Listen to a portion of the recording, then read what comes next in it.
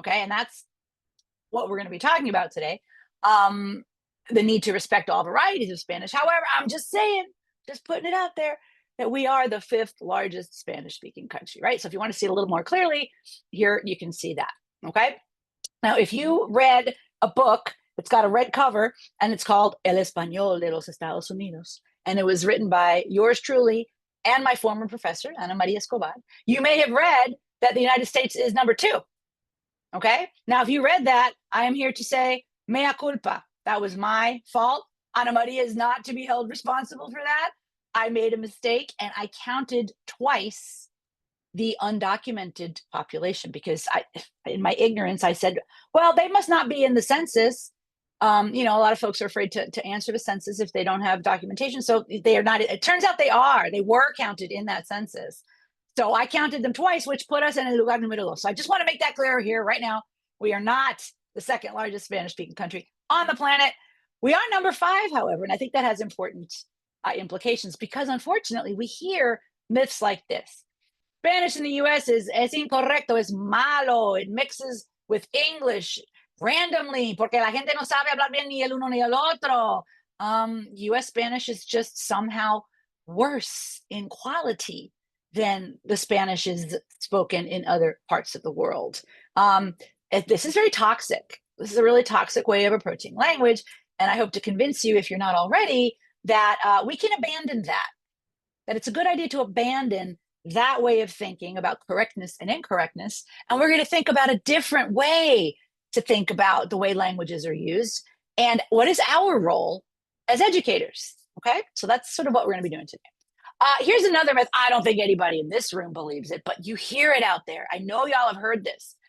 Speaking Spanish in the home or Polish or Gujarati or Korean or whatever it is, okay, it's going to delay my kids' English. It's going to slow down their English. It's going to harm their academic achievement. It's somehow bad for them, right? If I had a nickel for the parents, and I get that they're concerned about this, if you yourself in particular, these hardworking parents, if they suffer from their own lack of English, the last thing they're going to do is play with their children's lives and risk that the children suffer from a lack of English. Does that make sense? So, I mean, we can understand why a parent would say, oh, no, put my kid in all English because that's got to be the best path forward. Well, what the research shows us is that it's not, right? But anyway, these are myths that are out there, y'all. And these are myths that I think are very, very harmful to the things that we're doing. Okay.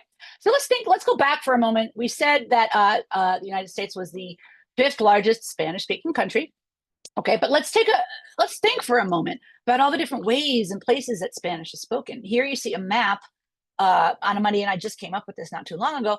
We divide the Spanish language into dialect areas. Okay, so I would say that the Spanish that I learned and speak the best would be the variedad mexicana. That's where I spent most of my time. Although right now I have un compañero de Puerto Rico, so se me ha pegado, like I call him Amol. And like the Bad Bunny way. How many of y'all are dialecto caribeño? My Spanish speakers, those of you who learned it in the home, or you learned it as a second language, or you learned it in the country. All right, Manny is caribeño, Madori caribeña, Ofelia, Lucia. I bet a lot of you are. We don't have as many caribeños here in the Midwest. Okay, anybody speak a dialecto andino? Where are my dialecto andino people? I can't tell if the hands were up from the former question or from the question now. Okay, Sara, I see a hand up for Sara. Jessica, I have Andino, Kevin, Jennifer. Okay, thank you. Anybody from Cono Sur? Cono Sur people? All my argentinos. Che, están aquí argentinos. Okay, and do I have any dialectos de España? Dialectos de España. ¿Dónde están mis españoles, mis peninsulares? Do I have anybody? Okay, and then finally, I already mentioned the Mexicano. We have Guatemala, El Salvador. This is considered a dialect region. That doesn't mean everybody sounds the same in Mexico and Costa Rica, obviously. But anyway, these are different dialects of the Spanish language. Okay, Maria Reyes, gracias, Stephanie, muy bien. Okay, these are the different dialects of the Spanish language. And we all know that I have a black cat. Actually, I have 2 of them. The other one might make an appearance as well. There is variación dialectal. People have different ways for saying things. And, nobody seems to get too mad about this. Everybody knows, oh, in España, what they call a fresa. In Argentina, we say frutilla. I bet everybody in this room has a story, right, about some word that in your dialect, your variety of Spanish is completely like inocente, normal, cotidiano. We say it every day. And for some other country, it's like, oh, Ave Maria, can you believe they just said, right? We all have an example like that, okay? But again, everybody seems to respect, bueno, así es como lo dicen allá, okay? I can give you an example, Mexican versus Puerto Rican. Okay, we did a book project here in Chicago where we ran around asking people, right? We didn't show them these words, we showed them the pictures. And we said, ¿qué nombre usas tú para nombrar esta cosa? Some people would say China, and other people would say naranja. And some people knew both, right? And so we went through this list of 10 words to see what kind of dialect contact we have here in Chicago. And there's two places where the dialect contact is even more happening than here in Chicago. And you want to know where those are? It's Miami and it's New York, the New York City area. Y'all got dialect contact everywhere. You leave your house, you walk to the subway, you just heard 6 varieties of Spanish. It's a beautiful thing. And it's not just a vocabulary, by the way, okay? So in algunas comunidades where it would be common to say, ¿qué quieren ellos? Another community might say, ¿qué ellos quieren? Right? That is a Caribbean variety where you put the subject pronoun ellos before the verb quieren. ¿Qué ellos quieren? Right? ¿Por qué ella llegó? ¿Por qué yo entré a este cuarto? I say that a lot. I say that more and more, especially now that it's my birthday. I'm getting older. ¿Por qué yo entré aquí a este cuarto que yo buscaba? Okay. In some communities where they say llegaste tarde, other communities will say llegaste tarde. You see that S?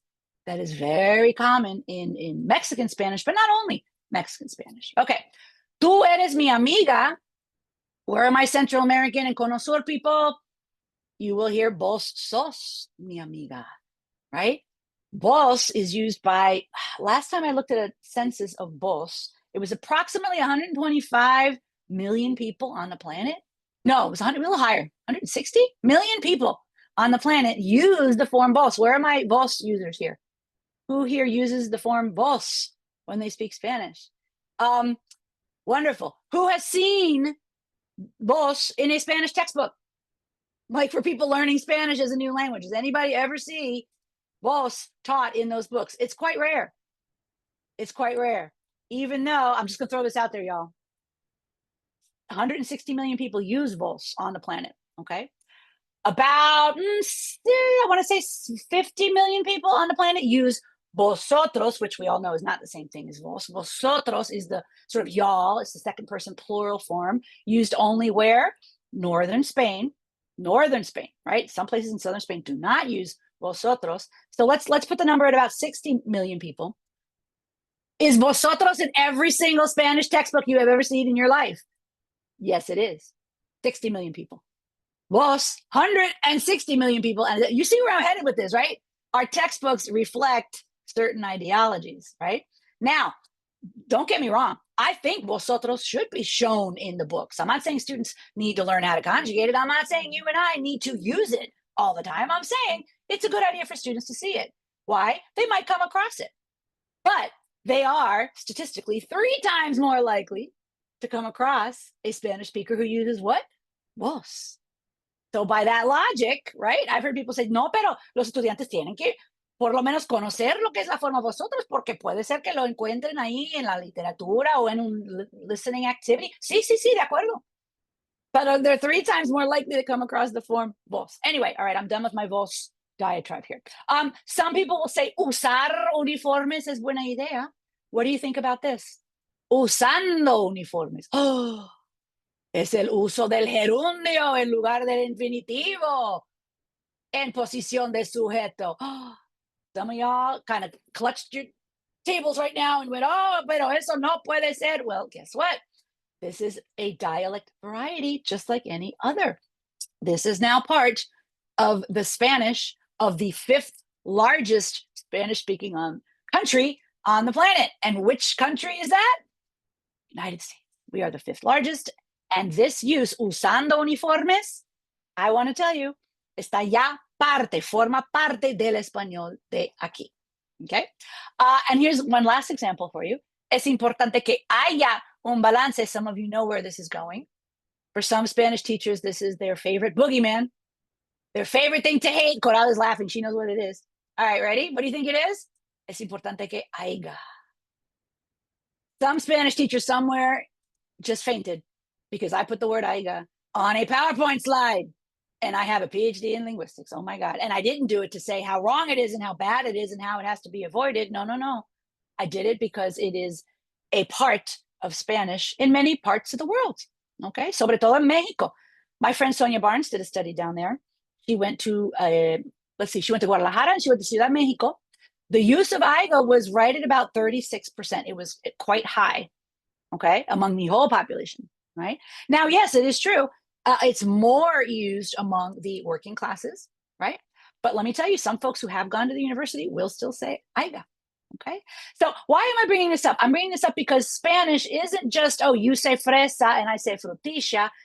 We know that Spanish has these very deep structural elements, right, that make it different in that map that we saw around the Spanish-speaking world, okay?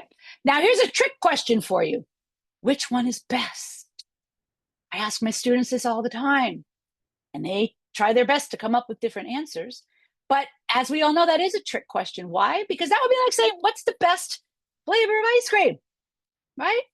Okay, so I'm going to pick on somebody who's got their camera on and is showing engagement, and then they'll be sorry they did so. What if I ask Angela, Angela Taveras, how are you? Buenos días or buenas tardes, whatever, lo que sea.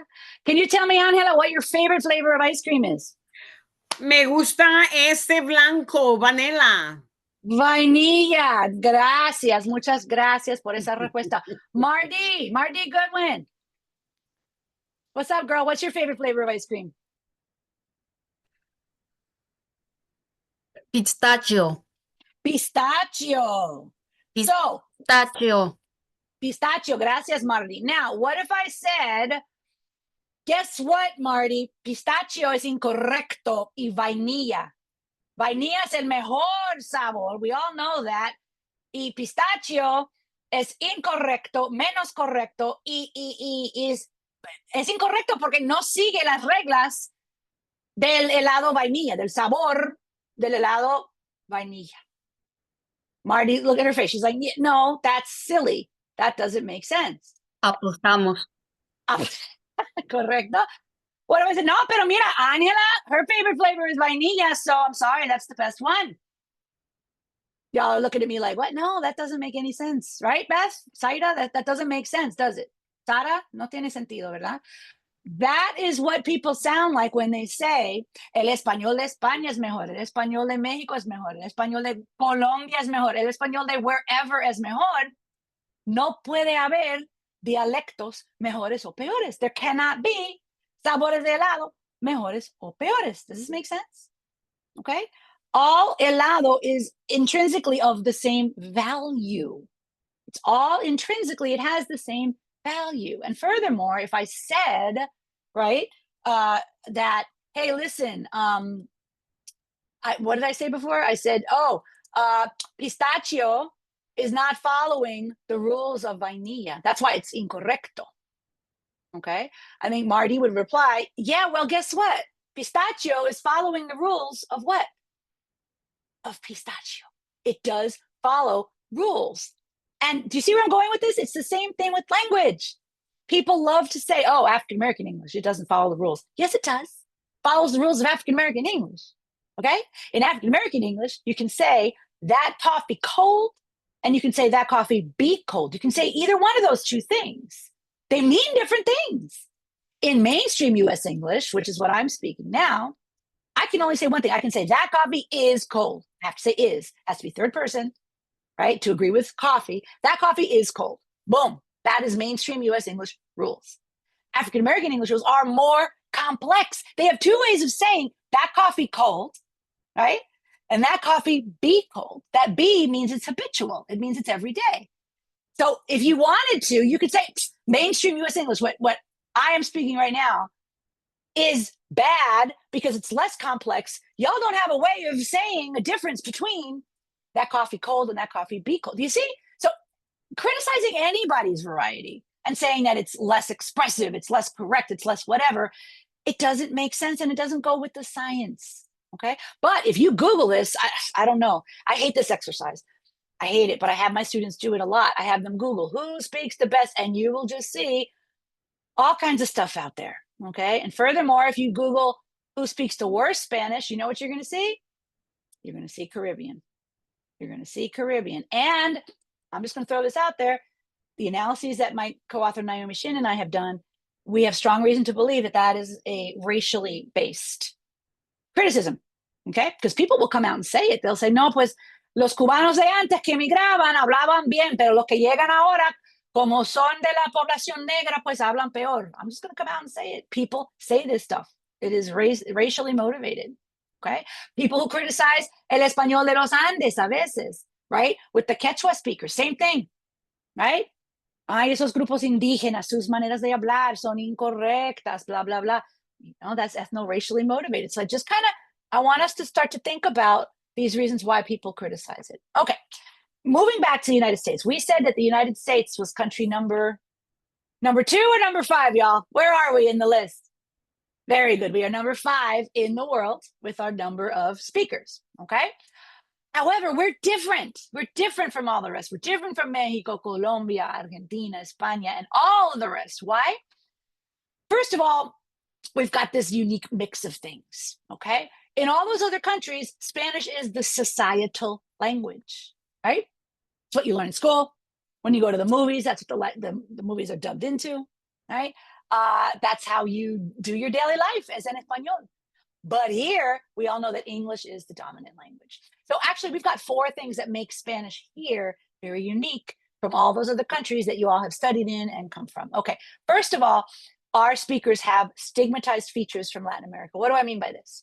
We know that I'm going to say pretty much every Western society, that's just how capitalism sort of shakes out. You got your haves and you got your have lesses.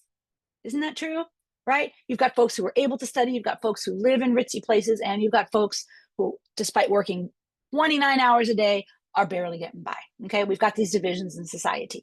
Those divisions in society are visible through the ways that people speak. Okay, there's lots of complex reasons why, but we're going to leave it at that. Okay, when somebody opens their mouth and speaks to you in English, you can't see them. I bet you can gather quite good assumptions about those people just based on how they are saying things. Okay, that's just how it works. Okay, so a lot of the folks who are immigrating from Latin America are coming from those working class groups, right? So that means that the ways that they were speaking back in Mexico, the ways that they were speaking back in Colombia, the ways a lot of them were speaking back in their home countries were already being poo-pooed back in their home countries. They were being criticized as being less correct or less good, or, you know, their flavor of, let me give you an example. Aiga, that's a great example, right? Standard Spanish, did you see my air quotes there, everybody? Standards, I'll tell you why I do that in a minute. Standard Spanish says you're supposed to say, es importante que haya cosas. But a lot of folks in Latin America say es importante que haya cosas. But what happens the second you say haya? Your listener, you have marked yourself as a speaker of a variety that is socioeconomically stigmatized. Does that make sense? I'm going to give you another version. What about fuistes or llegastes? ¿A qué hora llegastes, hija? That S on the end marks you as a speaker of a socioeconomic variety that is of the lower, you know, the working classes. If you go to the university and you write in an essay, you know, fuistes or aiga, your professor is going to boom, right? So that's what I mean when I say las familias que llegan aquí, que emigran aquí, the parents of our students, right, already spoke of a variety that had these stigmatized features. Okay, throw on top of that our students are raised here. So not only do they speak, they have these features that are stigmatized in Latin America, now they got some English in there. Everybody loves to stigmatize the English. Oh my God, you can't say colegio for college. Colegio doesn't mean college. Well, guess what? Maybe in your country, colegio doesn't mean college. I'm going to tell you here, there's how many, what did we say? 60 million Latinos, 40 million Spanish speakers. For them, colegio means college. When does a word mean what 40 million people say it means? I think it's when 40 million people say it means that, right? You might not see it in the diccionario. You might not say it in your country, but that doesn't mean that word doesn't mean what they say it means. Okay, we got that. Número tres, we have this reduced use of Spanish. What do I mean by that? There's only 24 hours in a day. And you spend how much of that sleeping? Probably not enough. Y'all are teachers. I know you don't spend enough time sleeping, but let's say you spend a third of your life sleeping. The other 2/3 is what you've got left to use language. And our students who are being raised in the United States, how much of that time is taking place in English? How much time is left for them to speak and hear Spanish? It's much reduced, right? So quiero que piensen en una planta, right? Una planta. Los papás sembraron una semilla del español en sus hijos, right? Y la luz y el agua que reciben of español, like input, right? If you get a lot of light and a lot of water, boom, that plant can just grow. But if the light and the water are now reduced because so much light and water of English is happening, esa plantita, no puede. Does that make sense? They can always like recobrarlo después en la vida. That's the good news. Okay, this isn't depressing. It doesn't have to be depressing. But what I'm trying to say is cuando nos llegan a nosotros, like in 9th grade, if you add up the percentage of their lives that they've been able to grow their Spanish, to have the light and the water, it's been reduced. Okay? So now we've got the stigmatized features from Latin America. We've got the contact with the English. We've got the reduced use of Spanish, which is not the exact same thing as contact with English. Then you've got the contact of different varieties. You've got some people saying China, some people saying naranja. You've got these features make United States Spanish so interesting, and it makes your jobs so important, you guys. Your jobs are so important because a lot of these kids, I think the word fragile is fair to say. Their ¿cómo se diría? Autoestima lingüística is very fragile. Okay. Yes, de repente llega el chulo que dice, yo sé todo, yo no tengo que estudiar nada, whatever. Yeah, we get them, you know. Pero la gran mayoría que yo veo nos llegan con la cola entre las patas. Maestra, I don't speak Spanish, I speak Spanglish, es lo que te dicen, you know? And I think we are in a very important position to help raise their linguistic self-esteem. Okay? Sacar la pluma roja with the no se dice, no se dice, no se dice. I don't think that's the best way to go. Okay. Okay. So I can see that I already talked about, I got really motivated there, you guys. I started talking about these things. I already mentioned AIGA. Have you ever gotten this meme? People send me this all the time. Oh, Kim's a Spanish teacher. She'll like this. AIGA no existe. And I'm like, you know what? 36% of people use AIGA. Existe. Existe. It is stigmatized, pero existe. Right? Listen to what this lady here said. Can I get a volunteer actually to read this out loud in English really quick? Is anybody feeling like they had their morning coffee and they want to read it out loud, unmute themselves and read it? Thank you, Kevin. Go I ahead. can read it. Oh, okay. So It says, I don't judge people based on race, creed, color, or gender. I judge people based on spelling, grammar, punctuation, and sentence structure. Thank you, Kevin. So this girl thinks I'm woke, right? I don't judge you on any of those things. I just judge you on these things. Well, guess what? This woman here, Semantic Shift, she said something awesome. Who could read what she replied, please, out loud? Otro voluntario? I can read it. Thank you. It says, I hate to burst your pretentious little bubble, but linguistic prejudice is inextricably tied to racism, sexism, classism, xenophobia, and ableism. Right? What do you think of that, Rigoberto? ¿Te parece verdad? Rigoberto, that's your name, right? Who just read it? Sí, Rigoberto. Yeah, I think, yeah, it's accurate. Me too. Tú y yo Yeah. estamos de acuerdo, right? People who say, oh, I'm not racist, but, or I'm not sexist, but, or I'm not classist. But you said IGA, and IGA is just not correct. That's not me being classist. That's just me telling you what's correct. Because I looked in the dictionary and IGA's not there. Who wrote the dictionary? What class of people wrote the dictionary? And what was their purpose of saying, and I'm not, believe me, I'm not anti-RAI. I don't hate the Real Academia. I don't have a dartboard with Real Academia and I throw stuff at them. No.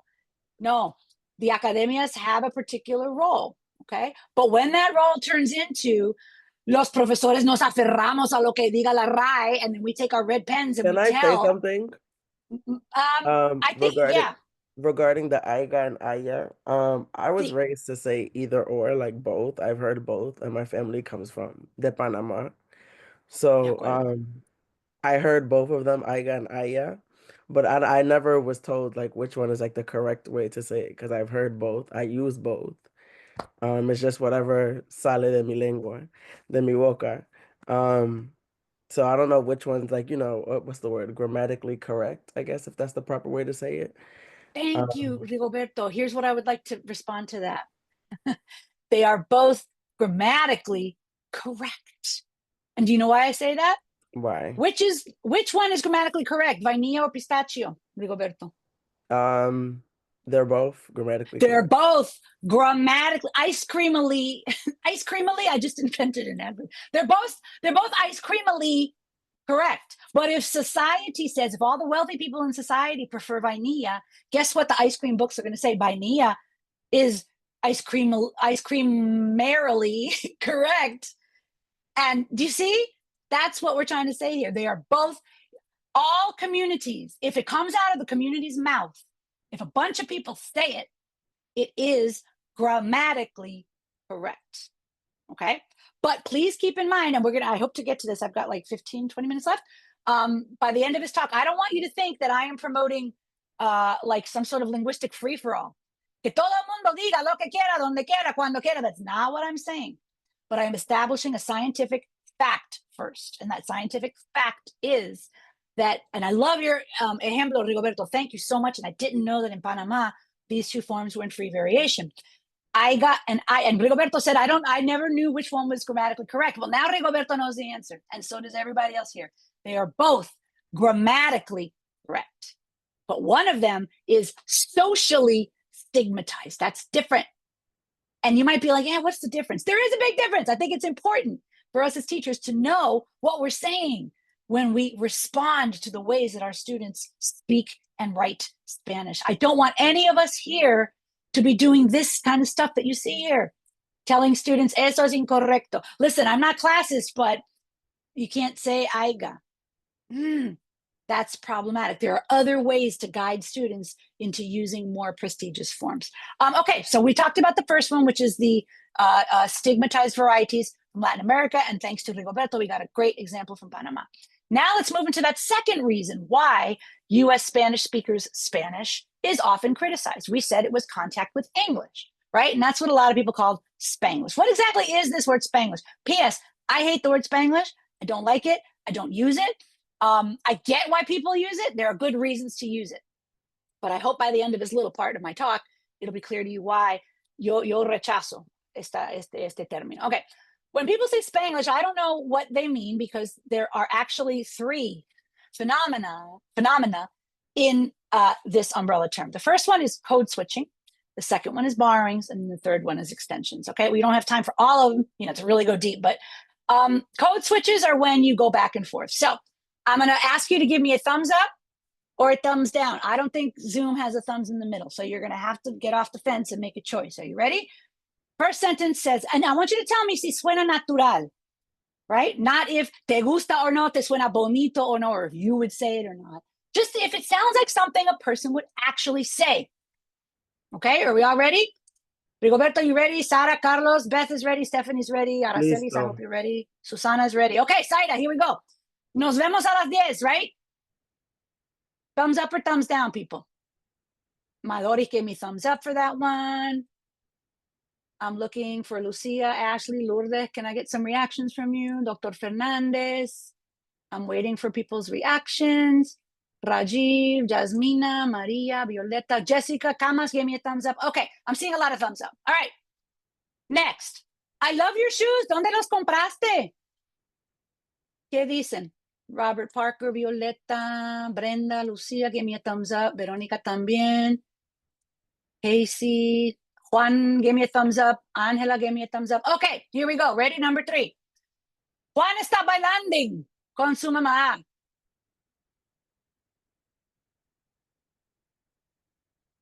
¿Qué piensan? Thumbs up or thumbs down? Oh, I'm seeing a lot of thumbs down. Oh, Saida was like, no. No, nadie dice eso. Eso suena raro.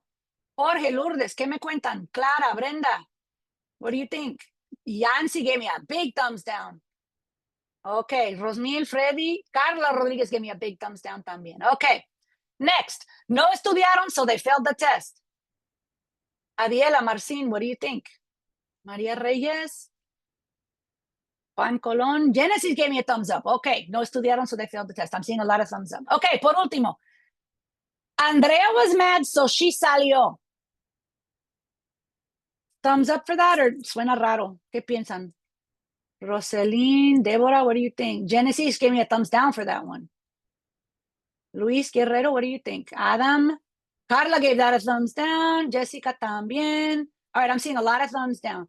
Okay, this is curious. I want you to know that I've given these 5 sentences to thousands of people around the country, and they all have the same, en general, acuerdo que ustedes. They say that 1, 2, and 4, yeah, people would say those. And that 3 y 5 no suenan bien. Do you want to know the reason why? It's because code switching is rule governed. Code switching is rule governed. Code switching is just like every other linguistic practice. All linguistic practice is rule governed. They might not be rules que haya codificado la RAE en un libro, and they're not rules that your mama taught you, right? When she was brushing your teeth, she didn't say, mija, no puedes cambiar entre el pronombre sujeto y el verbo. Like, nobody said it like that.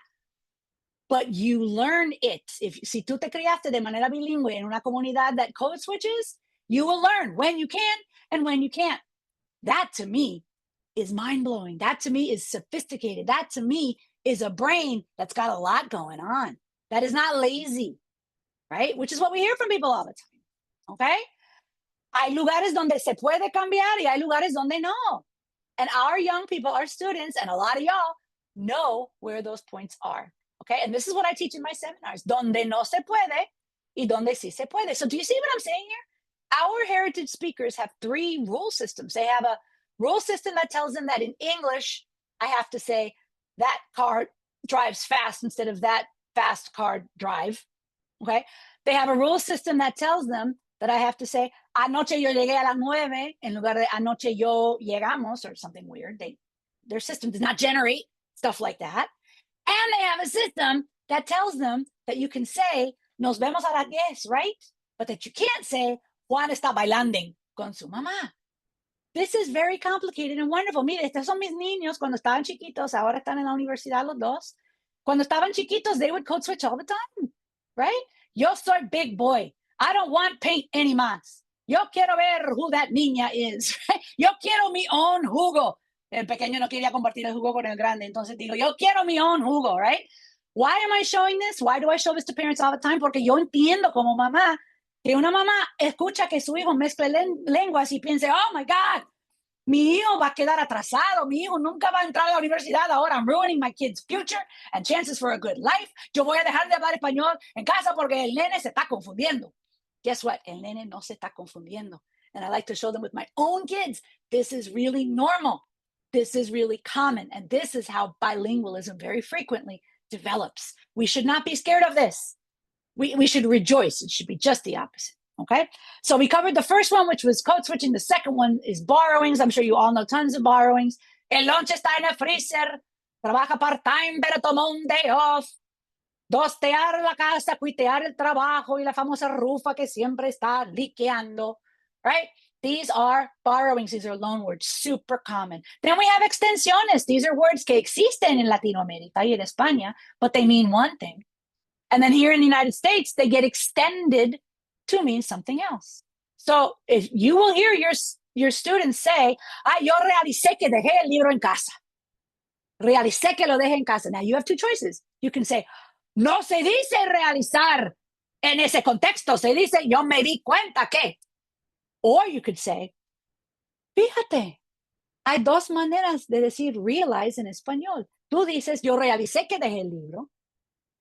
La versión de prestigio que está en los libros y todo, es, yo me di cuenta de que. Vamos a ver cuál usamos en qué contexto. Because if you tell that student, no se dice realicé que dejé el libro en casa, you know what you just told that student? You just told that student that pistachio ice cream is incorrect.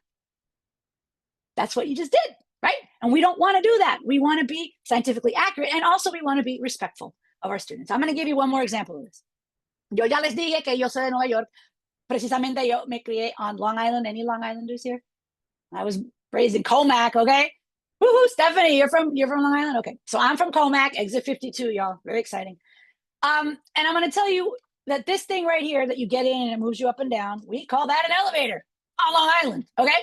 I'm pretty sure the entire United States. This part of the trunk of the car, perdón, is the trunk. Do you know what nobody ever told me my entire life? Growing up on Long Island, going off to college, being in grad school, nobody ever said to me, hey, Kim, you better say lift and boot, because that's what they say in England. Y tú quieres que te comprendan en Inglaterra, ¿verdad? Nobody ever said it to me. Do you know why? Because I'm on Long Island, I'm in the United States. I say it the way we say it, okay?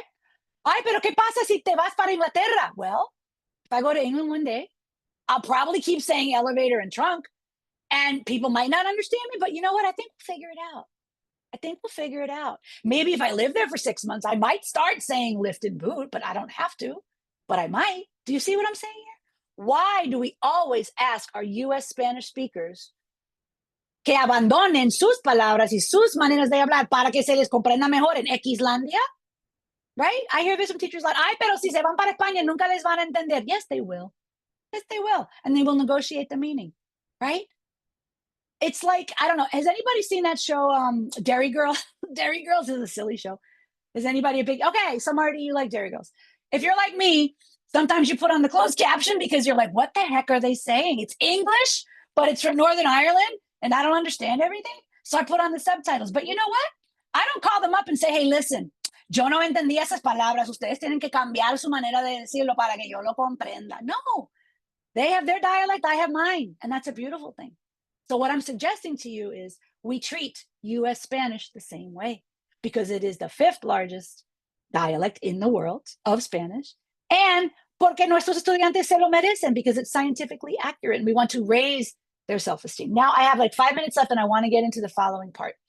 I want to tell us, well, that bilinguals are not too monolinguals joined at the neck, that bilingualism has tons of advantages. You've probably seen this, right? Being bilingual has cognitive benefits, social benefits. We dress better, we're sexier, we're smarter, we get invited to more parties. The age of onset of dementia is delayed. We know that there's all these benefits. But what I want to get to, we've already covered this. US Spanish is stigmatized for at least these 2 reasons, okay? You're going to see el gerundio en lugar del infinitivo. We already talked about this. You're going to see la falta del artículo definido. Yo creo que escuelas en lugar de las escuelas. You're going to see tiempo y dinero son importantes instead of el tiempo y el dinero, right?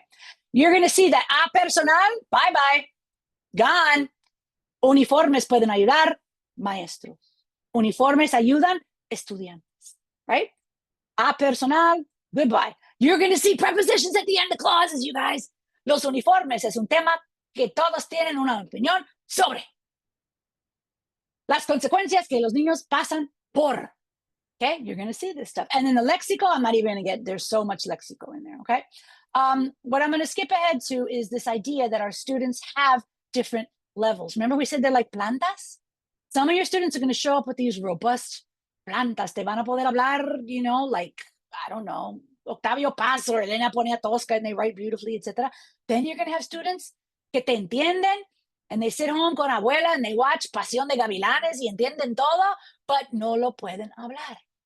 This is a range of heritage speakers that we're dealing with, okay? We also see that Spanish is being lost across generations, okay? We see la señora que inmigró, monolingual in Spanish. Tu hija nace, se cría in Flushing, let's say in Flushing, she'll probably be bilingüe, but what about la hija de ella? La nieta de la señora que inmigró.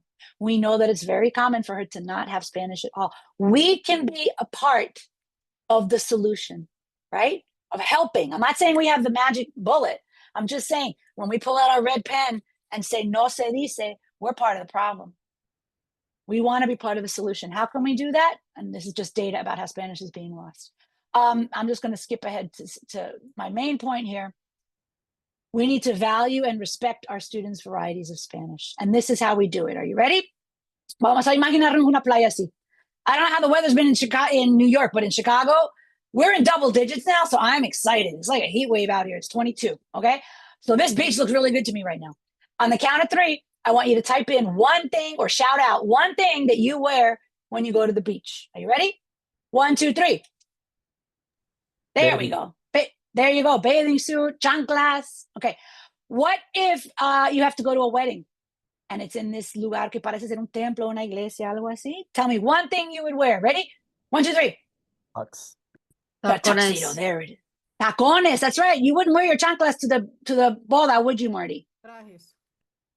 Right? You wouldn't wear your chanclas to the boda. Now, what would happen if Mr. Timberlake showed up to this boda in this traje de baño? ¿Qué diría la gente? Well, I'd be there with I'd be trying to get a selfie, you know. But, ¿qué diría la gente? La gente diría, oh my God, pero este hombre, ¿qué le pasa? Está chiflado. ¿Cómo se atreve a venir vestido así a este lugar? Está vestido de una manera completamente what? What is a good word to use there? Si él va a la boda en este traje de baño, we would say, there it is. Was that you, Saida, who said that? Sí, sí. Okay, that's the word, Saida. Está vestido de manera inapropiada. Now, de la misma manera, if he shows up in this silk suit aquí a la playa, yo creo que no es Luquillo. I don't remember where I took that photo. But anyway, if he shows up there, looks like Culebra. Is it Culebra, you think? Okay. Like If he shows up in his tux to this playa, la gente va a decir lo mismo, right? Oh my God. Pero ¿qué le pasa? ¿Se estará asando? ¿Qué le pasa a este tipo? ¿Cómo se le ocurre venir a la playa vestido así? Está vestido de manera completamente what? What's my word, Saida? Inapropiada. Right. Now, friends, here is the one thing. If you get one thing out of this talk, here it is. Are you ready? Can you say que el traje de baño, would you use the word incorrecto to describe an article of clothing? Can a traje de baño be incorrecto? A traje de baño just exists. A tie exists. Articles of clothing just exist. They're not correct or incorrect. The worst they can be is what, Saida? Inapropiado. You see where I'm headed with this, right? I'm not talking about bodas y playas. I'm talking about communicative events. Nuestros estudiantes nos llegan con un español de la playa. That's the only español they got. And we'll talk about why in just a second. Llegan a nuestros salones de clase, nuestros aulas, which we consider bodas. So when our student shows up and says, aiga, fuiste, la rufa está liqueando, yo realicé que lo dejé en casa, you could certainly shame that student and say, ay, por favor, quítate ese traje de baño. ¿Cómo te atreves? ¿Qué falta de respeto? Quema eso. I never want to see that again. You could shame and humiliate that student. Believe me, they've been shamed and humiliated their whole lives for the ways they speak Spanish. You could do it too. Or you could say, ay, qué bueno, mijo, llegaste, no estás encueradito, you're not naked, you got something on you. But let's think about bodas y playas. En la boda, you could say this, pero, perdón, en la playa, you could say this, pero en la boda, this is, you could have a word wall with a boda and a playa. That legit, do you see what I'm saying? That legitimizes the way our students speak. And it's teaching them an additional way that they can then make the choice. Does this make sense? And I'm going to conclude with a slide that I use a lot with my students. I'm like, oh, well, here, it's not this one, but I'll show you this anyway. Look in their closets. Their Spanish closet only has ropa de playa, right? Their English closet has ropa de playa y ropa de boda. Why? Why? It's because they're raised in the United States. And every time they've been to a boda, and you figured this out by now, I'm not talking about bodas y playas, I'm talking about writing an essay. I'm talking about speaking formally to someone. I'm talking about the communicative event. Every time they've had to go to a boda, it's been in English. That's why they have both. But in Spanish, they've only ever done playa things. That's why they got playa Spanish. Does that make sense? All right. And this is what I show my students. I say, you know who Tupac was, right? And they go, oh, yes. And I go, well, this is usted, Pac. I stole that from the internet, you guys. That's not mine. Okay. So anyway, this is what we want to share with our students. We want to be sociolinguistically informed, right? We want to not be this guy who says, what? You don't exist because you're not in my book. Like that's very silly. Okay. We want to confront the language that we've got in front of us. There it is. It exists. Y'all are not going to change the way 40 million people speak. Okay. But what we can do, and you're not going to convince them that it's wrong and that it's bad. What we can do is say, el español de la playa tiene su función. I am your Spanish teacher. My job is to expand your wardrobe. My job is to add the tuxedo and the shirt and teach you when to use which one. Does this make sense? Y'all are like fashion consultants. That's sort of what I'm trying to say. Okay. And the way to do that is through a language arts approach. Do not have them conjugate verbs all day long, y'all. If you're using a foreign language, second language textbook with your heritage speakers, you're not going to be able to reach this goal of giving them light and water to their Spanish plant. What they need to be doing is reading and talking and writing. They need to be doing exactly in your class what they're doing in their English class. Do you know the English teacher in your building? Go hang out with the English teacher in your building. Ask them what they're doing. I'm not saying you copy, I'm just saying incorporate some of that into your classes. Okay. Final thing I'll say, if you have $19.99 laying around, this is the best way you could ever spend it, in my opinion. This book by this man. It is written by teachers, for teachers, and it's the best thing I know for high school teachers to work with heritage speakers. Okay.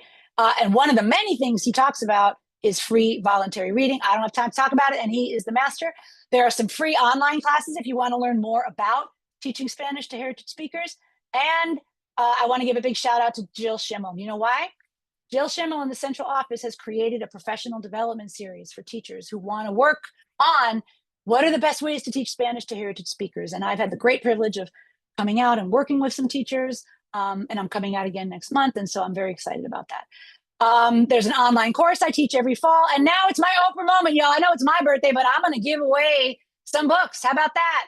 Woo! If you go to this QR code, you can have any of these books digitally. I got them uploaded to a Google Drive. So these are free for you. So I think I'm going to conclude here and see if we have any thoughts or questions. Thank you very much. And thank you, Dr. Patowski, for spending your birthday with us. What a treat. Oh, yeah, treat for me. The pleasure is mine. You always bring such great energy to your presentations. Thank you for working with our teachers continuously. We did have some as always, as you might expect, some tension in the chat about like whether we're going to spend a lot of time teaching these other variants of Spanish. How do you propose that? And you went into it a little bit towards the end. How do you propose that teachers address it when these variants of Spanish show up? So again, I hope it's clear. I'm not saying anything goes, right? I'm not saying we just say, ay, Juanito, dijiste, fuiste, sí, eso está bien. That's not what I'm saying, right? What I'm saying is, no es incorrecto, que no le digamos que sea incorrecto, que le digamos, ok, eso que acabas de decir, lo consideraríamos un español para cosas más informales. I'm going to add, what would you say to somebody who showed up to a wedding wearing a bathing suit? Right? Would you shame them, or would you say, okay, look, why don't you try this on instead? So the word wall was one concrete thing that I suggested. You guys probably have a million better ideas as well. You could have that word wall that throughout the year. So on the left hand, where the boda is, you could write aiga, and then where the I always do that. Where the playa is, you write aiga, and then where the under the boda, you write aya. And then students throughout the year can look and go, okay, Aya is not incorrect, but Aya has more prestige. Aya is the one that I'm supposed to use when I write this essay. Does that and make I love sense? what you mentioned about choice, right? Who is my audience? What is my purpose? And which Spanish will I use for this purpose, for this audience? Thank you, Coral. Yes, that's something that I want to qualify too, because we don't want the students to burn their bathing suit, because they're going to go to the playa in their lives when they're back hanging with their friends or talking to their grandma or whatever. We don't want them telling their grandma, abuelita, eso es incorrecto. Yo lo aprendí. Mr. Arboleda told me que es incorrecto. No, I'm just kidding, Jorge. You would never do that. But, we don't want the students, they're going to go back to the playa. They need their traje de baño. So don't tell them it's incorrect. Don't make them ashamed of it, right? Because you want them to have that choice to say, okay, mi público aquí es y este público me va a respetar más, or I'm going to get my job done. I have a job when I write something. I have a goal when I write something. I have a goal when I say something. And right? What is my goal? More that authors who are Latine are using more of their different versions of Spanish throughout, even in their English work. So that is author's choice, right? We want to make sure that our students know that they have a choice of how they express themselves. Thank you for that, Coral. Es muy cierto eso. Lo estamos viendo cada vez más. Así es. Any Okay, no last sé si. questions, comments? I know we're collecting thoughts in the Padlet. Would love to hear more from all of you. We have 1 minute left. And thank you everybody for joining me as we wish Kim a happy birthday, and we hope to see Oh you my, in the city soon.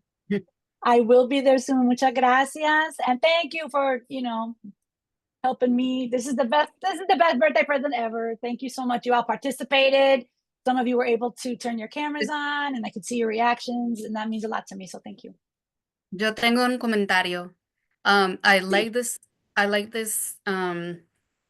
Me gusta este concepto de la boda versus la playa, pero yo siempre digo a los estudiantes, mira, cuando hablamos en la calle decimos gonna, pero en un ensayo en inglés no vamos a decir gonna, vamos a decir going to. Exacto. No sé, porque quiero que ellos no tengan miedo de hablar de su manera, pero, pero también tienen que saber, pues, que la lengua que les enseño Ujú, es la lengua académica, que digamos. ujú. So, bueno, no sé si es correcto. Sí, Marty, gracias por eso, because our students have learned that. Our students know that. Because they have teachers like you who their whole lives have told them, no puedes escribir ain't aquí en el diccionario. O cuando te paras delante de la clase, sí, el propósito es una charla formal, right? Their closet is full of bathing suits and formal wear in English because they've been learning that their whole lives. They have not learned that in Spanish. Most of them have not had the privilege of going through K through 8 in a school, like a dual language school, que enseñó la mitad del día en español y donde hayan podido aprender eso. So you're right. They know it in English. They get it. And furthermore, they get that it's true. They can understand, okay, that's probably true in Spanish too. What they don't know is which one is which, just like our friend Roberto told us. There's aya and there's aiga. He doesn't know which is bola and which is playa. That is our job. That is our job to do that. Yep. And I think my whole point here is talking about bola y playa is not only scientifically accurate, it's also more affirming to the students to hear, oh, Validating. Validate. Thank you. There's two different ways of doing this. This one's for here. This one's for there. I am not like bad and wrong. And if I had a nickel for every student, right, who comes in like pensando que su español es malo, and then like, no. And that's where, and then you get this no sabo kids crap. That's not cute. No, That is not cute. That is people No. bullying other people for an outcome that they had no control over. No human being controls the amount of Spanish they received when they were a child. No plant controls how much light and sun it received. Right? Well, How are you gonna turn around and shame them for that? Right? I can say that Es triste. for me personally, like I was born here, but my parents come from Panama, and so like I said, like I learned the Spanish by force because speaking to my grandmother who had no sort of understanding of English, whatever, she didn't speak no English at all. So I learned my only way of communication was to speak to her in Spanish. So that's how I learned Spanish. And so after I learned it and I spoke it, whatever, it was more so I would say, for me personally, mi primer idioma que diga. Y después ya cuando, like, I got older, it became my second because I spoke it less after she passed away.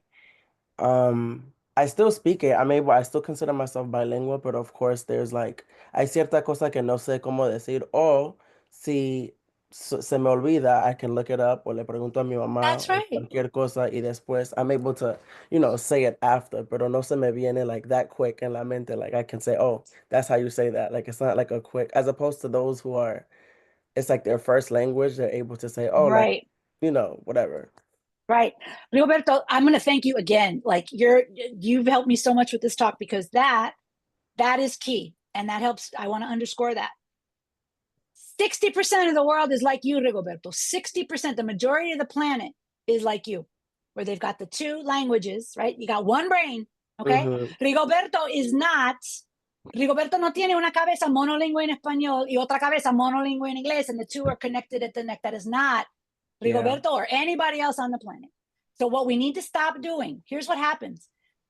people want our bilingualness. They measure us with a monolingual ruler, and they say, tu español doesn't look like a monolingual. Tu inglés doesn't look like a monolingual. And guess what? You're right. It doesn't. And it doesn't have to. I will never pass for a monolingue in Espanol, and I will never pass for a monolingue in English. And y'all should stop asking me to. Y'all should stop expecting me to. Y'all should stop wanting me to. It's never going to happen. Doesn't have to happen. Yeah. I am bilingual, and 60% of this planet is bilingual like me, right? That's the kind of thing we want our students to be able to say. Stop judging me with, how they say it. And oh my God, there's this video. Have you guys seen it? I think it's on Pero Like or Me Too. I can't remember. This lady comes on and she's like, 10 words you've been saying wrong in Spanish. And she's telling this Afro-Dominicano kid from the Bronx, like, no se dice, no se dice. And I'm like, wow, that's just wrong on so many levels, that would be like somebody telling me I have to say lift and boot. I ain't going to say lift or boot, right? So thank you, Rigoberto, for that point. Our students do not have to pass from monolinguals. That's not our goal. Yeah. Thank you, Rigoberto. Thank you to all of you who have contributed by unmuting, by sharing in the chat. We hope you enjoy the rest of your day. There's a few minutes now of break before your next one starts, so enjoy it. And thank you, Kim, again for spending these time with us. We hope to see you soon in New York City. Thank you. I hope so too. Ciao, ciao, adios, bye. I want to hang out with you, Rigoberto, and Marty, and Angela, and all of y'all, Zaira. Espero que nos conozcamos en persona. Bye. Muchas gracias por todo, realmente un placer. Igualmente, igualmente. Los felicito por todo su trabajo. Thank you for what you do. Gracias. I don't see anything in the chat about attendance. I'm assuming everybody was able to get that worked out. If not, please email Jill, and she'll be happy to assist you. I'm going to go ahead and close the room. Have a great rest of your day. Adios, Coral. Bye. Ciao. Bye.